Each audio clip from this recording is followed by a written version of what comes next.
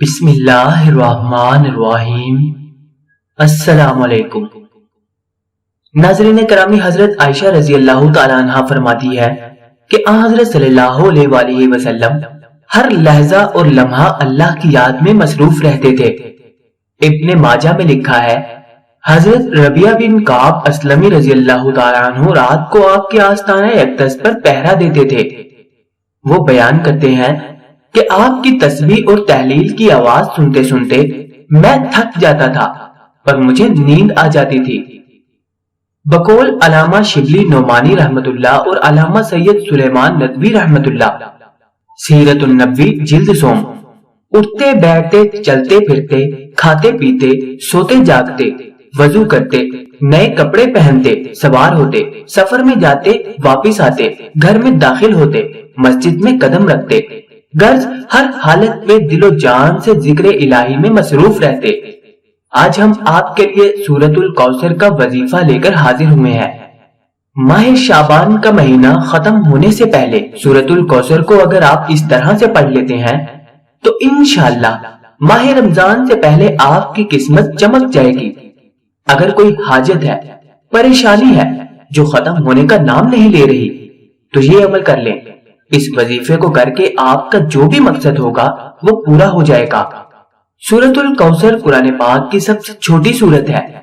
اس سورت کو قرآن پاک میں بہت زیادہ فضیلت حاصل ہے۔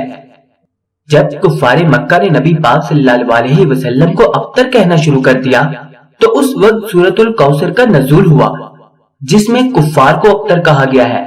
اس سورت میں اللہ تعالیٰ نے حضرت محمد صلی اللہ علیہ وسلم کو حکم دیا ہے کہ آپ اپنے رب سے ہی رہنمائی طلب کیجئے، اپنے رب کے لیے نماز پڑھیے اور قربانی کیجئے، بے شک آپ کا دشمن ہی بے نام و نشان رہ جائے گا۔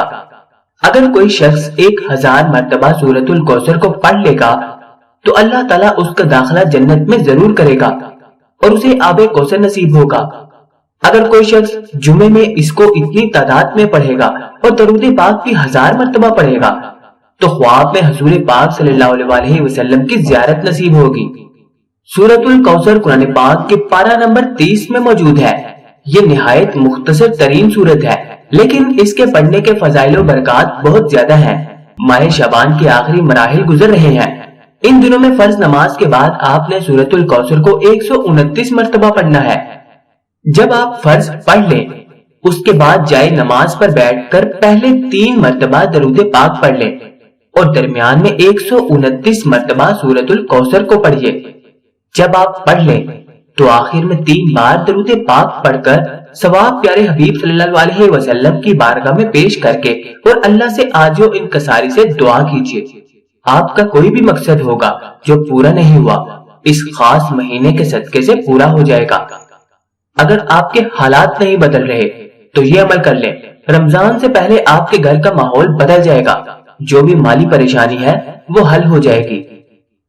تو دوستو، اگر آپ کو یہ وظیفہ یہ ویڈیو پسند آئی تو اس کو اپنے دوستوں کے ساتھ واٹس ایپ پر شیئر ضرور کیجیے، ویڈیو کو لائک کیجیے اور چینل کو سبسکرائب کر دیجیے۔